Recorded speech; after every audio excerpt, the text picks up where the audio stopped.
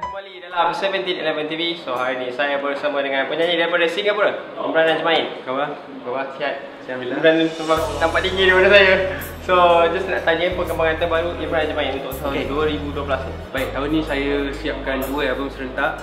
Album yang ketiga dan juga satu special album untuk projek amal di Singapura.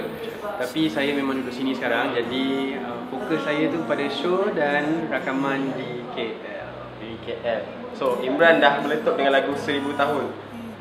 Selamat ulang tahun. Tahun ni apakah lagu yang akan dijangka meletup seperti lagu? Okey, tahun ni tajuk lagunya tak ada perkataan tahun.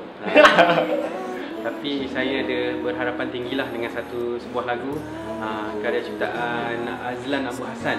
Kali pertama saya bekerjasama dengan komposer asing. Saya tak pernah, semua lagu saya tu saya buat.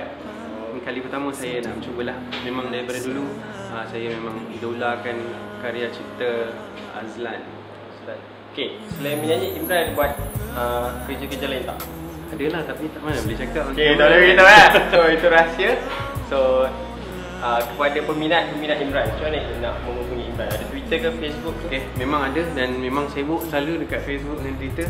Boleh cari saya di facebook.com/iafanpage atau di Twitter saya twitter.com@ saya punya alias is @imranajmain. Kalau saya sebut selamat pagi tu memang sibuklah timeline saya, jadi cari saya masa timeline tu tak sibuk. Saya mesti insyaAllah saya balas. Siapa yang follow Imran akan follow balik. Betul. Pada anda semua, follow, subscribe Imran Najmain.